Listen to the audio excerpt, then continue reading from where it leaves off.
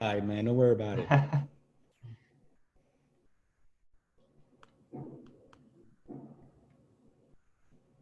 I think I saw Bonin pop up for a minute. I'm here. Oh, what's up, B? Yep, we're definitely all here. How are you? Good. So thanks for joining, everyone. I see we got some people starting to filter in. We're going to be waiting just a couple minutes for everyone to get a chance to join. And obviously, I don't think it's much point of me telling you if you're late, because you guys are all not late. But there will be a recording that goes out of this webinar, and feel free to watch it to your heart's content. But other than that, we definitely assembled, I don't want to get into trouble with Marvel, but we basically have the Avengers here. So Marvel, you can contact Bant and not me about any legal issues there. But definitely a lot of experience kind of assembled in this one room. So I think the insights you guys are going to find to be pretty valuable. And yeah, we're just going to look to start probably in another 2 to 3 minutes to give everyone time to kind of trickle in. I'm going to be here on mute the entire time, so you guys don't have to worry about that.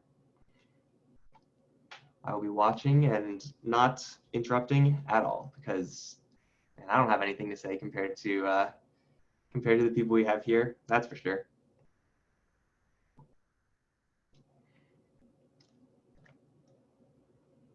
So, aside from the kind of recording of the webinar that we're going to be sending out to everyone here, also happy to kind of connect on a more personal basis, and kind of what we're going to offer up at Qnary is kind of as a thanks for coming is just kind of like a quick look and analysis of your current online presence. But obviously we could handle all that later when it's actually going to be relevant as far as a follow-up is concerned.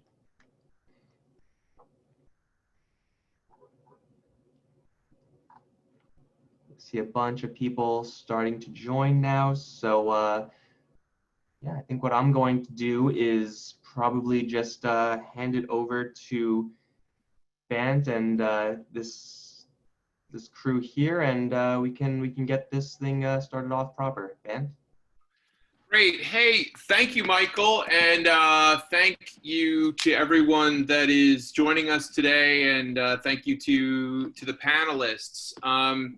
As many of you know, throughout the last couple of months, we've been running webinars at Qnary every couple of weeks on key topics, really for the moment, as well as some of the verticals and areas that we focus on. And what we wanted to do here at the end of June was to focus on marketing, most notably because many of the folks, the leaders that actually are on this panel today, would be kind of celebrating the marketing and advertising industry this week in the lovely Cannes, France, at the Cannes Lions Festival this week. And usually at that festival, we run a series of panels on topics, as well as we have our annual Qnary dinner with our clients and friends and partners. And I'm really sorry that we're missing that this year.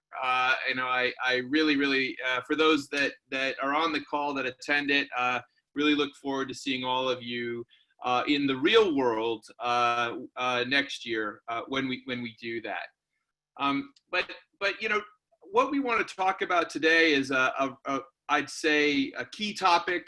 This has been a challenging year, to say the least. I think the statement that I hear the most when I do calls is hanging in there. I'm hanging in there.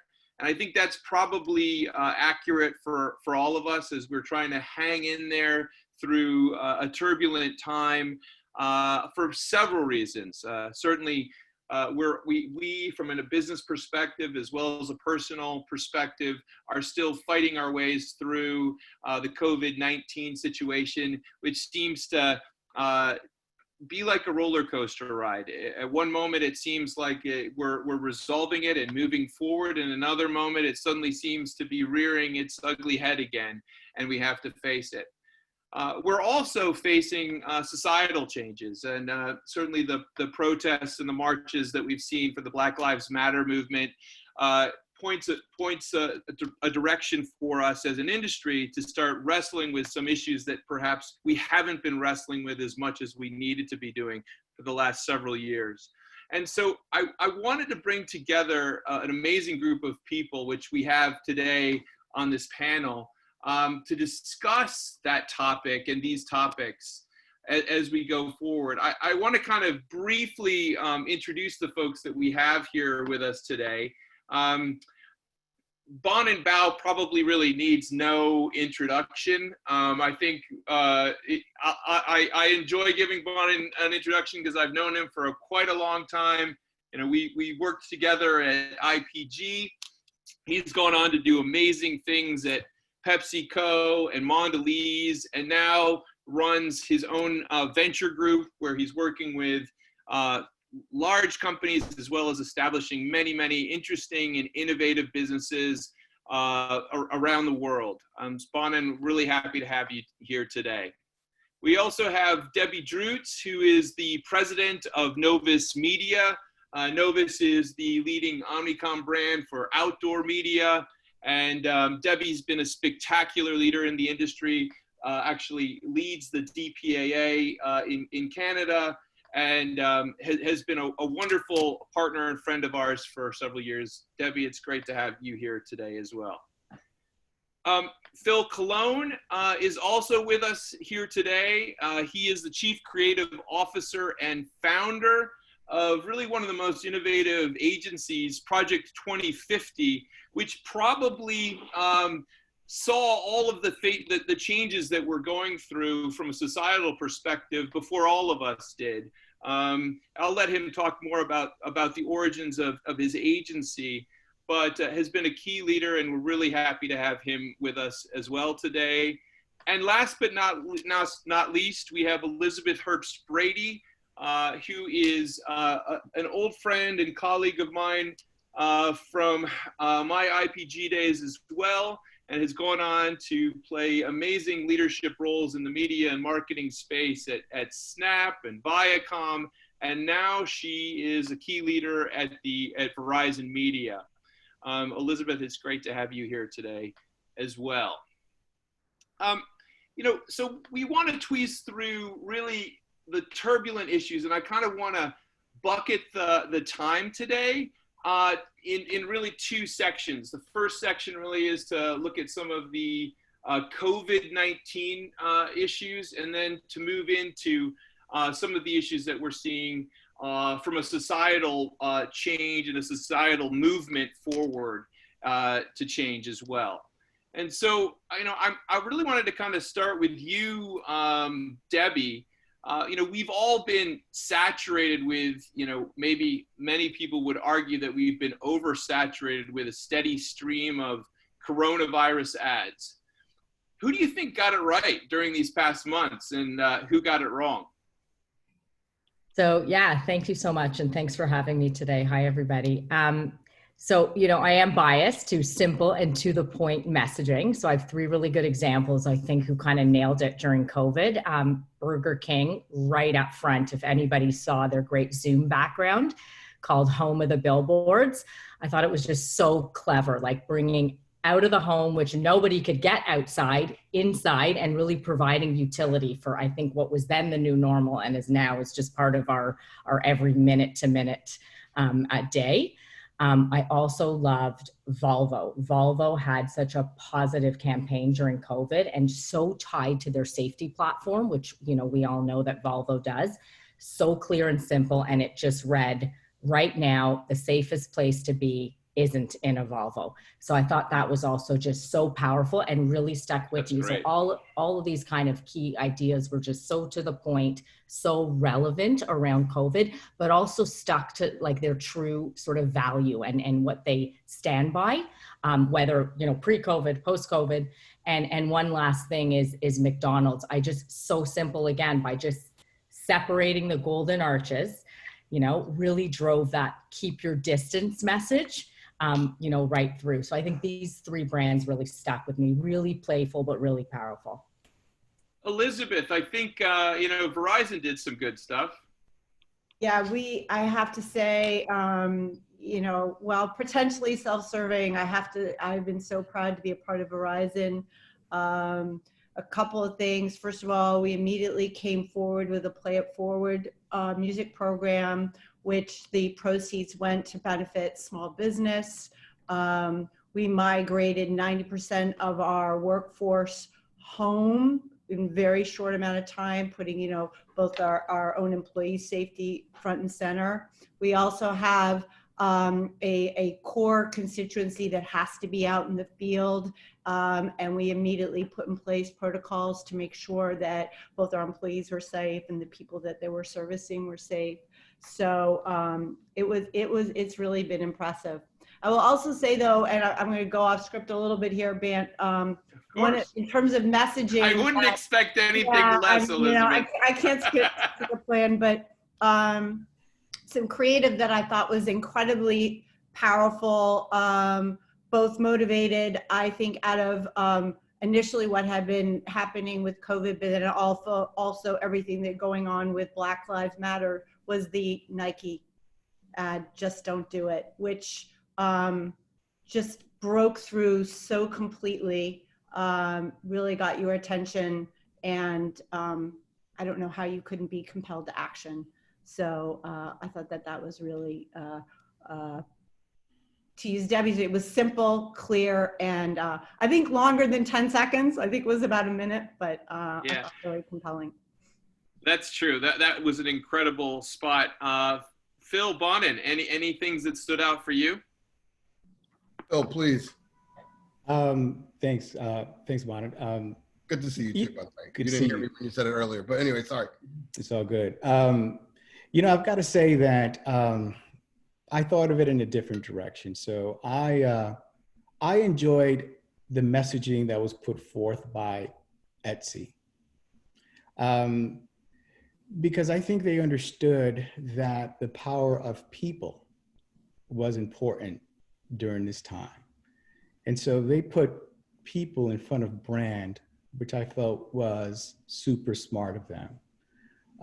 Understanding that this time was going to shape and mold kind of a new generation of self-starters, a new generation of new thinkers, of social entrepreneurs.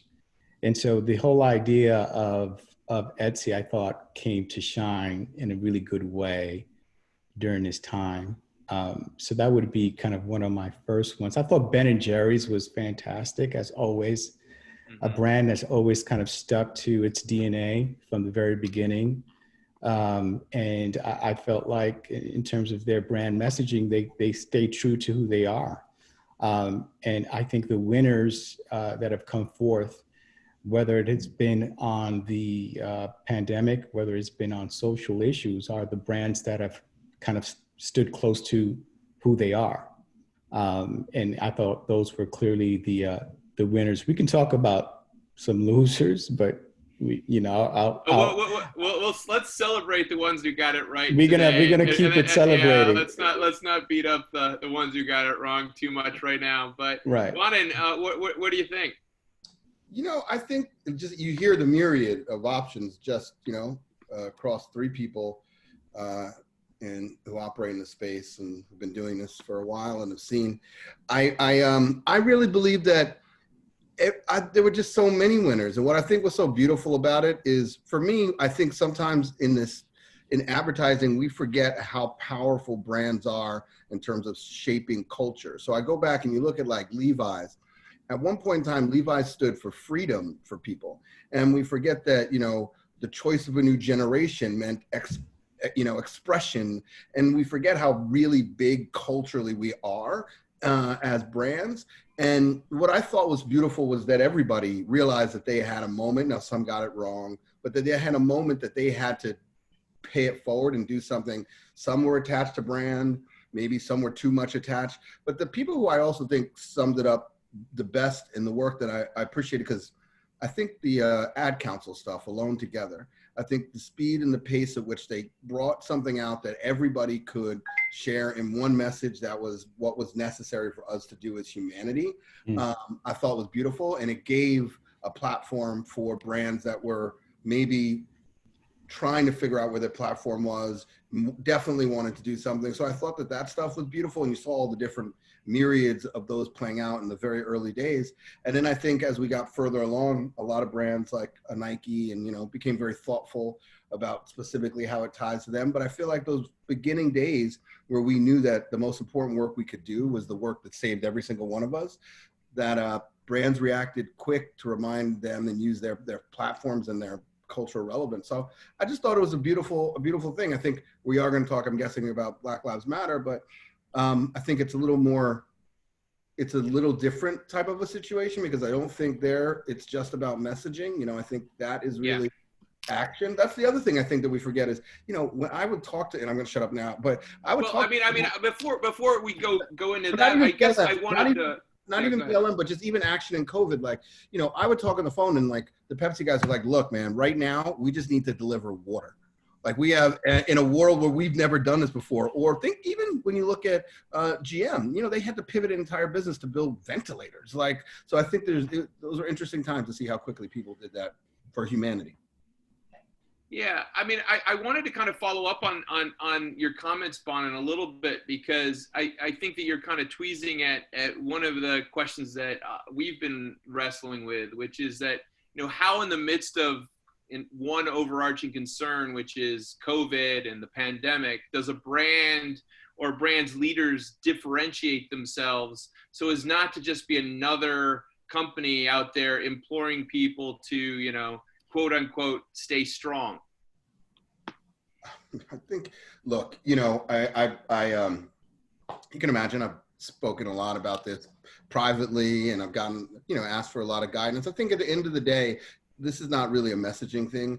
Brands really have a moment to stand out or be left behind, I think, in this. And I think really it starts with looking at home and asking, am I doing the right thing? So, you know, I would do some town hall Zooms, and this is for no other reason, just, you know, it is what it is today, and we are where we are. And I would say, look, I bet you if you turned on the Zoom camera, the diversity that you're asking the rest of the world to showcase is not showcased inside of your own organization. So most of it starts at home. And what do we do about boards? When we want to tech forward companies, we put tech forward people on boards. What are we doing about middle management? That's the place where a lot of African-American, people of color, executives, and it was the same, you know, women executives get stuck there. There's not a lot above that look like them to get pulled through those tough time period. What are we doing about support, training, education there? What are we doing really about the communities, investing in not just the communities where you live, but the communities of the people who buy your products? And what are we doing around that? And then I think one of the most important things is we do have to put some type of metric against the change. When we wanted sustainability, we asked companies to publish sustainability reports, and we held them accountable to that. We all know that it's not going to shift unless we understand what the goalposts are. And so the thing that struck me the most is that all the folks that I talked to are genuinely saying, you know what, we either didn't understand it completely, so now we're understanding it, or we were too complacent. Even myself, we were too complacent in our allowance for it to happen. This has to change. And we are the generation that can make that happen, because we are now ready and we're sitting in the seats to do that. And how do we get those plans together to do that? So. Let me just hop in on that, if you will. So yeah, go for it.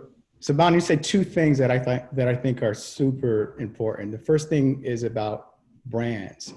And so I believe brands have become the new super athlete, right? And what do I mean by that? So you've got your all-star athletes that become role models, and some become role models on purpose, and some become role models, you know, by mistake, right? And so they become role models because of their popularity, and people look up to them for cultural cues, for societal cues, so on and so forth. I think brands have now become the new superstars. And I think brands need to decide whether or not are they going to be part of the solution, or are they going to stand on the sidelines? Yeah. So this whole idea of brands becoming evangelists, it's going to be very true. This whole idea of kind of almost cult followings for brands is going to be something that's going to be interesting to look at moving forward.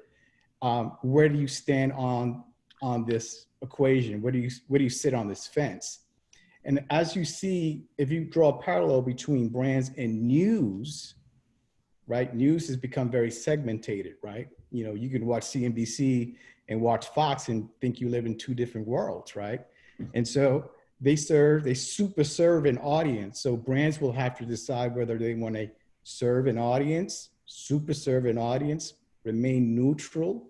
And I think the revenue that is generated from those bets is going to be interesting to see. So this whole idea of brands really becoming cultural icons, from this point moving forward, is going to be something that some will be prepared to do so because it's part of their DNA.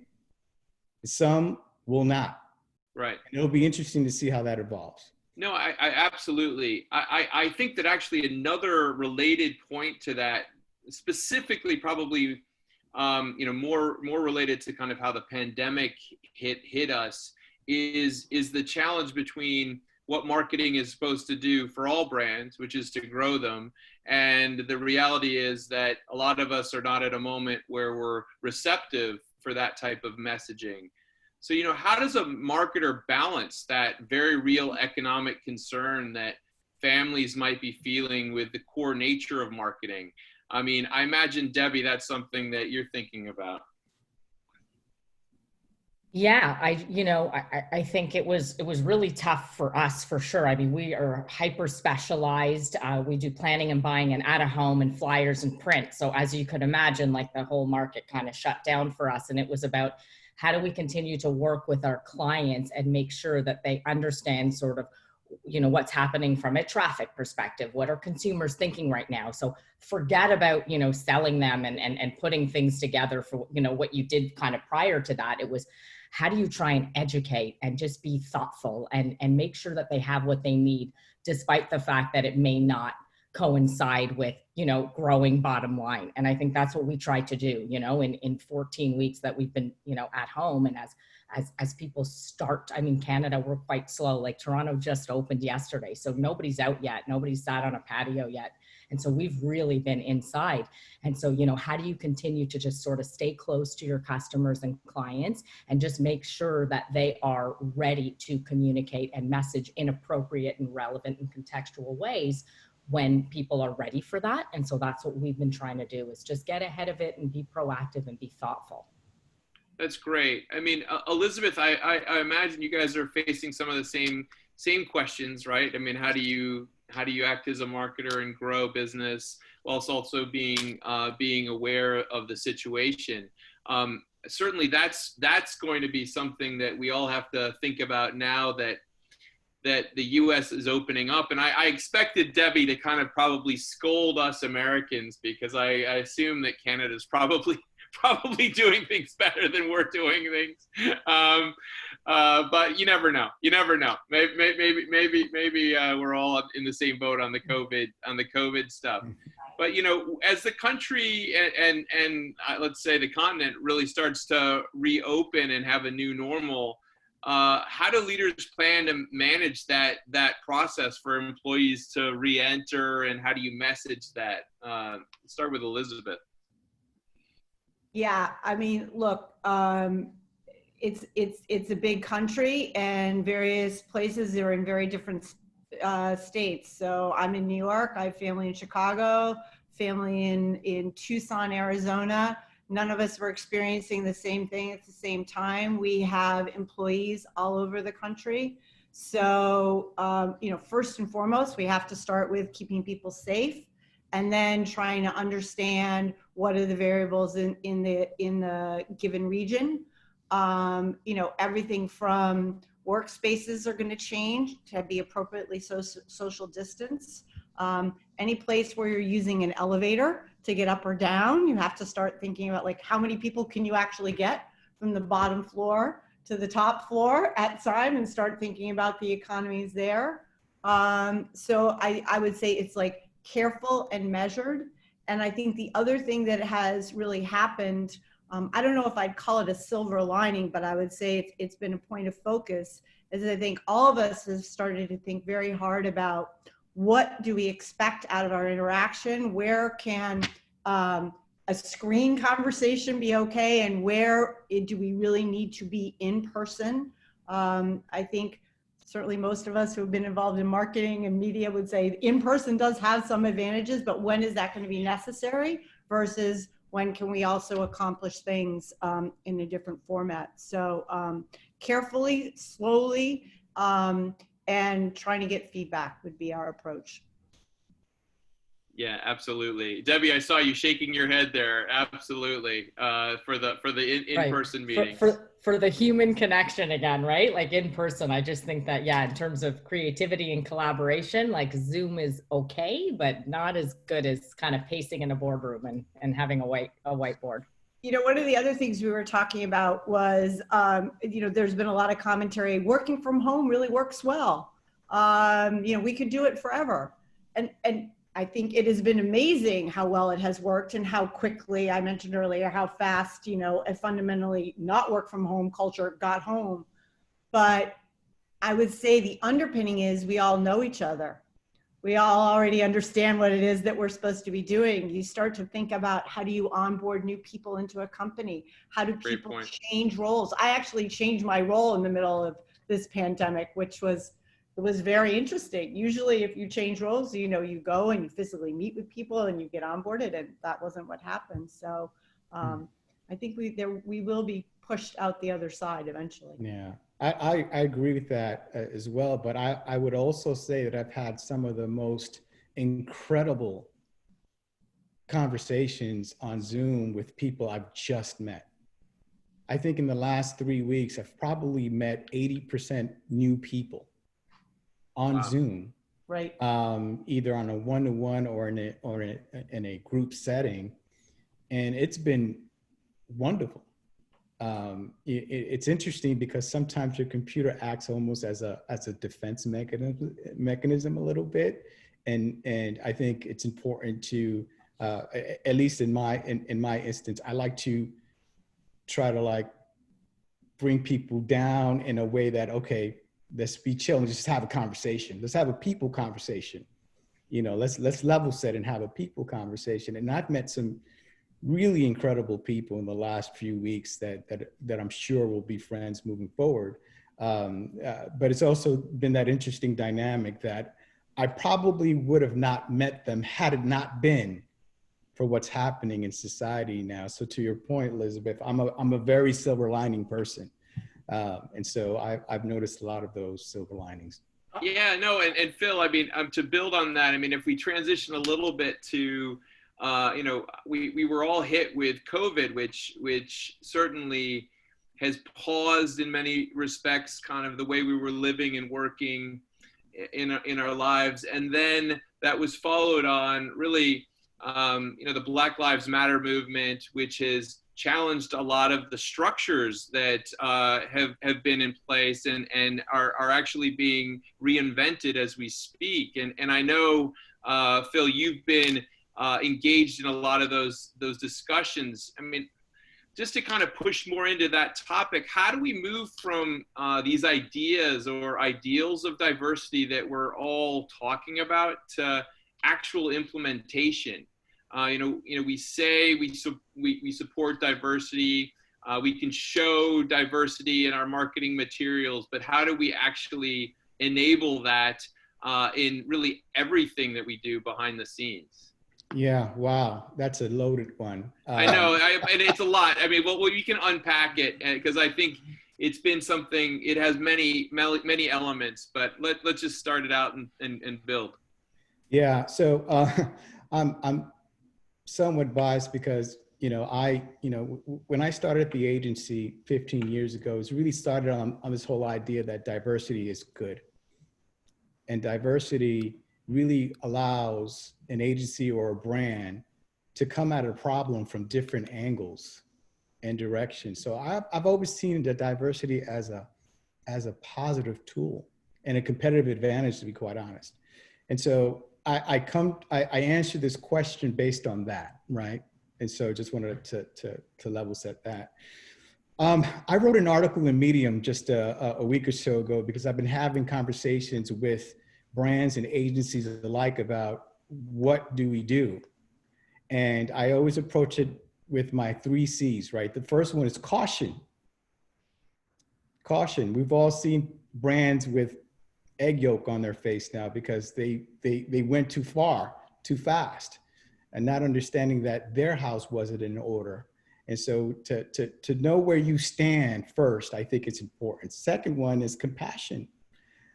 You've got to be compassionate to what's happening, and you've got to show some empathy as well. And it's okay to say, hey, guilty as charged. I'm behind the 8 ball. Guilty as charged. There's nothing wrong with that. I think people appreciate that level of transparency. And then the third thing is clarity. What are you going to do to your point, Ben? So what are you going to do moving forward?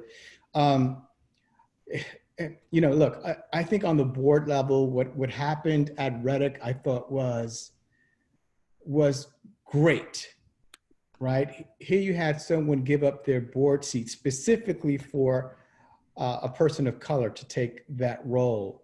I think there's a lot of those things that can happen, not only on the board side, but also on the C-suite side.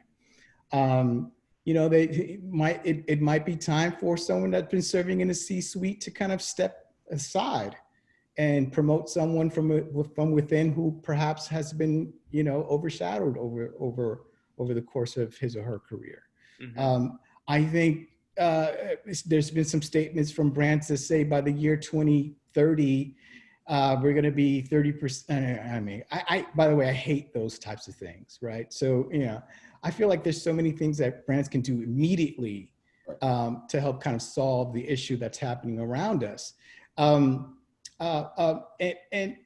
it's difficult to answer because of this. I always land on this whole question of culture, right? And I land on that question because diversity plays an important part in terms of forming your culture, whether that's your brand culture, your company culture, your agency culture. I've always felt like to serve a client effectively, your agency should reflect your consumer market, right? Across the board. Because only then will you be able to provide a clear messaging as to what looks good, right? On the client side, if you don't have the people in place that make those decisions that are of the culture, how can they identify what good looks like if good is staring them in their face? And so what I've learned is that this issue is so systemic. And I think maybe Bonin touched upon it when he was like, it starts at home. And it starts with the people that you hang out with. And it starts with the people that you're comfortable with and that you're familiar with. And so it goes that deep.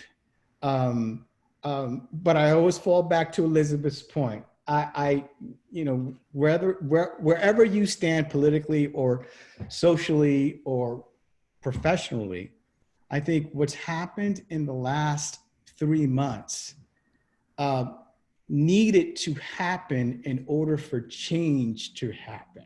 Yeah.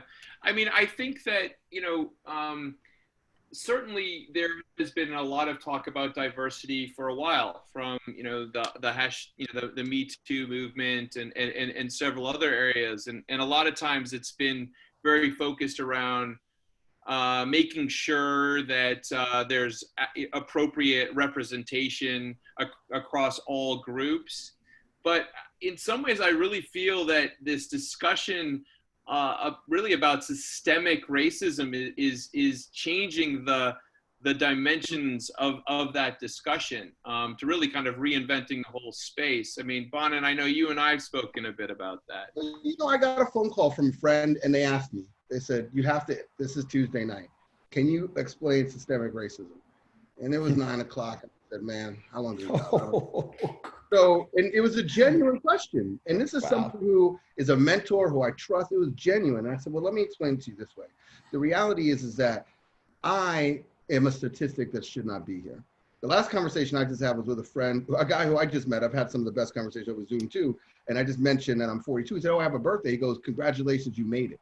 Like, that's a success in the reality. If you step back and think about my reality, I was born in Harlem. My mom was a single parent when they separated. My mom was on welfare. I just got lucky that she focused on making sure that I focused on education. And then when you graduate and you go through all that, by the time I was in my professional career, I was teaching at NYU in the graduate program and working. I would come out and try to get a taxi after teaching in the graduate school, and I couldn't get a taxi. I would chase taxis down, hunt them down. And so people used to say, do you like Lyft or Uber? I love them, because it's the one way I can make sure that I don't get another piece of discrimination that I can remove from my life. Because we go through, and Ben, you went through a journey with me when we were reviewing agencies. Yeah. I went to a country, we went to a certain country. I don't think you were there, but you know, a colleague who you know was there with me. And the person walked right up to the other colleague and said, Bonin, it's so good to meet you. Because in his mind, there was no way that I was the C-level title in the room. It just wasn't happening. So you face that all day long, those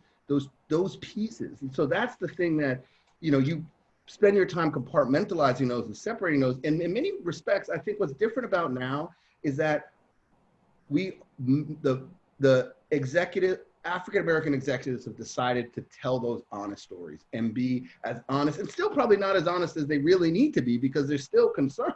And because, will Black Lives Matter tomorrow, or is it just right now? And that's the other thing I think when you know, we get calls too now, which is, how can we help? And that's the first thing is, well, is it gonna be on the agenda for a long time? Because when I walk out the door, I can't change my agenda based on what the news cycle looks like. So if you're really you have to actually be invested and do something that's gonna have real lasting impact and change. And we all know how to do that. The reason why I'm so bullish on the boards is because you can appoint boards tomorrow. And you can bring, again, the same way we wanted tech, we did the same thing. It's no different. We know what the roadmaps look like. And what I think the other piece here is that, and I'm glad we came back to this. I know we got a lot to unpack, but I was gonna bring it back. But what I was gonna say is, I don't think there's anything wrong with aligning business interest with social good. At the end of the day, I think there are so many, even all the businesses we've talked to today, they are under indexing their product with the African-American community. And if you can align in a way that does both, that's the only way that you will stay the course. Just the brutal reality is that whether it's health outcomes, if you're a business that needs to reposition, or environmental outcomes, you always have to align to what unfortunate is our core, our businesses that have, not unfortunate, but have to make money. So the beautiful thing is when you can get those both to matter. So supporting folks like the Black Male Voters Project, where you're gonna go into communities, you're gonna build one-to-one community relationships, are gonna help you post-November when you want to come out and try to sell product into that community. And you're going to have been there with them and actually had impact and difference and change. And they're going to remember those people, again, who stood with them, not just when it was vogue, but when, you know, over the long term and have real impact. So I think that we need to look at models that align both of those interests in order for the change to truly be sustainable and systemic outcome. I know that that's actually something that Elizabeth and I have been talking a lot about, which is this idea of, how, can marketing and activism coincide? How do you align those things? Elizabeth, at Verizon, are you guys working on anything specific on that? Who's getting this right? Yeah, well, I think Phil brought up earlier the issues around the news cycle. And Yahoo is a purveyor of news. I think we aspire very hard to be neutral and tell all sides to the best of our ability. So we worked with a third party on some research around what are the attitudes of folks who are advocates of Black Lives Matters, like what do they want from brands? And they came back with, they want brands to support people voting, which I thought was like, that's something we all can get around, like, of course. And so I think it really comes back to being authentic. I think, inauthentic messaging is never good, but given what's going on today with everything, it's almost so everybody's focus has been really brought in, and it's now you better be purposeful and you better mean it. It better not be for a moment. It better be a movement. And there are these long-term ways that we can connect with people, with brands. So I absolutely think that it's possible. And when you see clients step in with an authentic voice, it really works. Can I jump in on that one a little bit? Yeah, I was going to Can jump I in jump on in? that too. Yeah. Go ahead. Well, Phil, why don't we pause? Phil, why don't we pause for Sure. a second, give Debbie a chance, and then Sure. and then double back. But I do love that soundbite, Elizabeth, of not a moment but a movement. Yeah, no, and just to jump off on that, Elizabeth, the whole notion of authenticity and using your personal platform, you know, like, again, we have to get it right, because we are 91% white at Nova, 73% female. So we got it right on the female thing. I think we're over-indexing on the female, but we have to be more diverse. Canada, we happen to be more diverse than in the US in terms of my organization, because that's just the opportunity in Canada, which is great. But I think, there's a gentleman, one of the Black leaders at MediaCom, Kevin Johnson, he's just getting it right. He's been a friend of mine for years. Again, not a lot of Black leaders in advertising in our very small community in Canada and in Toronto, but he's using his personal stories and his personal self to get it right, and to use that to sort of, create a movement for MediaCom, for our industry, for advertising, and for the whole movement. So I think he's just being able to just use your personal stories and to get it right and to educate and get around that. I think that's what's really proven to be working. It's just be true and be authentic. Yeah. That's great. I mean, Phil, I'll definitely want you to comment on that stuff, but in some ways I maybe use this as a launch pad for our final question, because we have to really move to questions from the audience. In fact, there's a ton, which is exciting. Everyone's very engaged. But, as these movements move forward and hopefully are able to bring meaningful change, what does that change look like for our industry, and what would that look like to you? What are the things that you're hoping to see? So I'll let you play the Nostradamus role for a second. Wow. I think where government is falling short, brands have to step in. Mm-hmm. So this whole idea of public-private partnerships, I think, are going to take on a whole new role moving forward. I think brands are going to play a more important role in helping to address some of society's issues, because their customers, require that of them. And I think as marketers, we have to wear a different hat. The KPIs are different moving forward. The messaging is different. The messenger sending the message is different. We're moving into the new version of the age of Aquarius. I think we're transitioning from, like, I like to say, from tokenism to wokenism. And the days that the brand dictates what the market does is done. This whole idea of the tail wagging the dog. I think consumers are certainly in the driver's seat, and they've finally realized that as a group, they are far more powerful than as individuals. And so I always remain optimistic in terms of what tomorrow looks like, because even looking at the protests that are happening outside of our front doors, just the diversity of those protests, to me, indicates that we're turning the corner. And so CMOs, presidents, CEOs have to start to think about what their organization looks like 2.0, post-COVID, post Black Lives Matter, because it's 100% going to affect their bottom line. There's no question in my mind. Some brands will lose, others will win, and that's going to be clear. Hey guys, I hate to be the one to do this, but the clock is, as always, not our friend.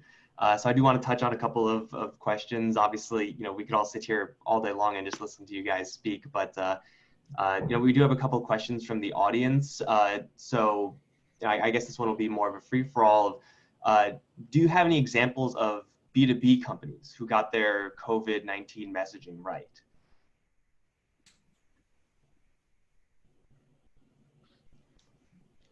It might be good to have that stew a little bit. So we'll let everyone think about that, and in the meantime, probably get to another one of these questions. So we actually had someone ask, I'll just read the entire thing almost verbatim. So in some interviews I'm doing with recent grads, and they're encountering the quote unquote unspoken rule that keeps them in their silos. True for young talent, especially true for talent of color, POC talent. How do we tackle those unspoken rules to enable that young talent to actually bring their whole selves to bear? Definitely not a light question, but I think you guys probably have some insights there.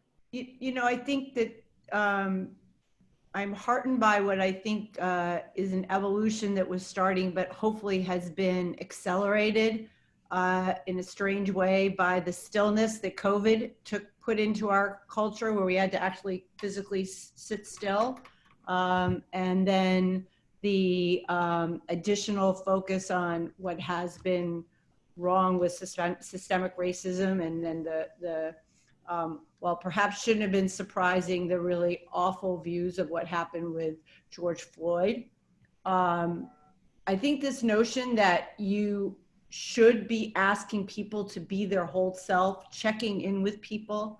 I don't know about all of you, but the number of meetings that I had early on where somebody had a child come in or a parent come in, and it was right in the meeting, and that just became a part of the meeting. I'm dating myself a little bit, but when I first had my kids, I barely wanted to even mention that I had had children. I felt like it was something that I had to hide from work. And I think we're now understanding that people's whole self is actually what makes them valuable. And so hopefully this idea that you do need to connect with people in a whole way. I think leaders now understand that, and so they can both model that and then hopefully ask the right questions. One of the things that we're going to do in my team at Verizon Media is we are going to be purposely leaning in and asking for development plans, which you would say, of course, everybody should be doing development plans, but this idea that they need to be read and reviewed with purpose. Both specifically for our Black and diverse community, but for everybody, and the idea that you have to pull up from within your walls. Again, we could argue maybe we should have had some of these things in place all along, but I think the additional focus is going to be helpful. I agree. I think that there is a real, to be perfectly honest, I think there's a real breakdown of training for people inside of organizations right now. I just don't think, Van and I had the benefit of running a training organization called Brand New, which just focused on high potential talent, and even high potential talent rolled through an organization. They hit a wall because what got them to where they are today won't get them to where they need to be tomorrow. And they're not told or encouraged that they can bring their whole self to work. I just didn't shave and just showed up with hair and didn't care, so it was not, I just brought everything I had. But I think that, I got lucky because I had people during that time period who could encourage me to do that. And even if I was different, it didn't matter, because as long as I felt comfortable, I would be at my best.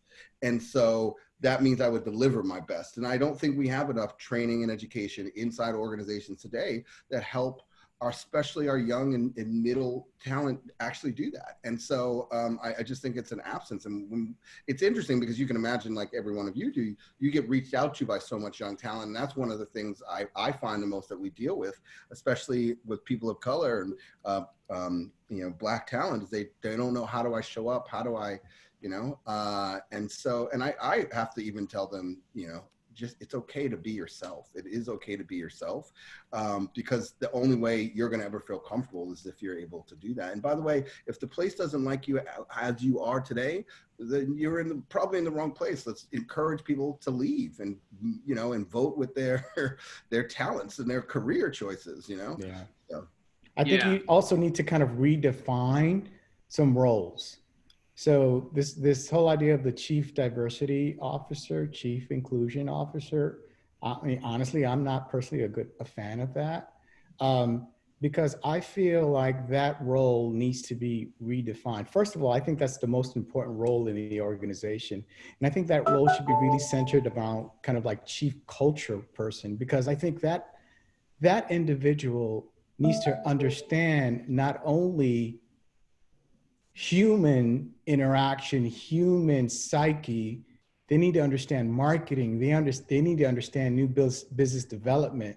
That person should be the most important person in your organization to drive personal growth in terms of your workforce, but also drive bottom line growth. Right. So redefining these roles, I think, is going to be important, because if you don't redefine that role and what that role means, you will never get the best people in that role. And I just feel like we need to almost move away from labels in a way. And you know, it's a larger conversation. This is more like how I see things. But I just feel like bucketing is so whack. Like, you know, like, I mean, I just feel like it's limiting. Yeah. And I think just there needs to be a lot of that redefining, right? And again, companies will either hit the red easy button and say, I'm going to hire this, and I'm going to make my donation to the appropriate organizations, and then I'm going to keep moving the way I've been moving. And others would say, no, this is an opportunity for me to become bigger and better. Yeah. And more competitive. Yeah, like you use it as a true moment for change and action and accelerated action, really. You know, to try to find that. The other thing I think to what he said is, I'm not a fan of the role as it exists today too, because the challenge with organizations is really P&Ls drive change. And so when you don't have anything connected to an outcome, a financial outcome, then it's very difficult to put in place the change that even you know you need. So you're putting in place programs that you're able to negotiate the best for. And they're programs that are good, but they're not the change that you know the roadmap should really look like. So somehow we have to tie it really to the business, or it's just not going to happen. Yeah. Well, I mean, I think we probably need to find a way to do a part 2 for this discussion, because we literally have so many questions, but I'm going to have to pretty much kind of cap it at that point here. I mean, I'd like to give everyone, Debbie, starting with you, just like last words, and then we'll plan part 2 at another moment. Yeah, I think last words is we all have to do better. I think we've got to look within the organization, you know, and figure out, you know, how we do better, how we change, and how we use this opportunity. Like we've all been talking about the silver lining, like let's use this opportunity to grow and to change and to sort of be true and authentic and be real, right? Absolutely. Elizabeth? Yeah, I would build on it. I very much agree with this idea of diversity inclusion. It's not a feel-good initiative. It should have always been a business initiative, and now it's like a human initiative.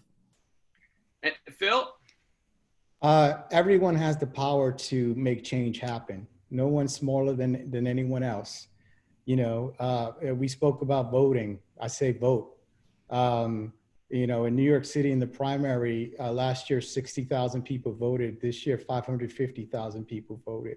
Wow. It's still small, but relative to what it was last year, is a point. It's moving in the right direction. So, if you have an idea, if you have a thought, if you're inspired, and you're one person, you can make it happen. You just have to connect the dots. There's a lot of great people out here wanting to do great things. Awesome. And Bonin, close us out.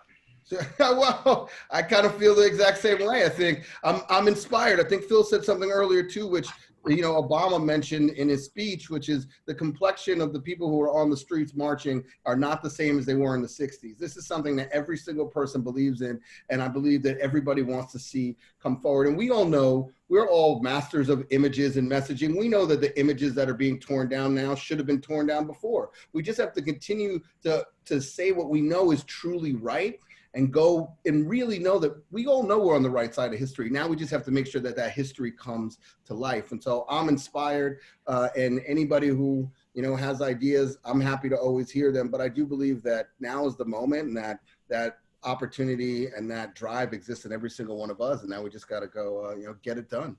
And so that's awesome. Well, thank you guys. This has been a really great webinar discussion.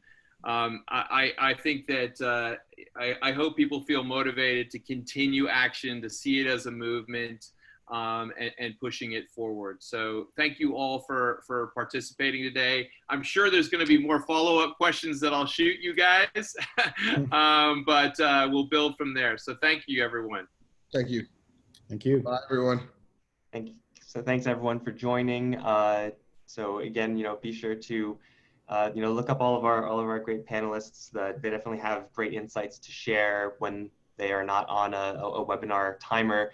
Apologies for not being able to answer all the questions. Of course, you know, the clock is always ticking. We don't want to take your entire day. So this webinar has been recorded, and we'll be sending out a link to everyone here to, you know, you could view it at your leisure. And, you know, obviously these things, you know, kind of the point that I think a lot of us are trying to make is that this is not something that's just right now. So, you know, I'm sure watching this in a month or two will still just be equally as relevant. So thank you all the panelists for joining, and thank you all the attendees. And yeah, we'll be in touch shortly.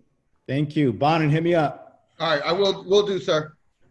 Thank you. Really Bye. enjoyed this. Thank you. Thanks, everybody.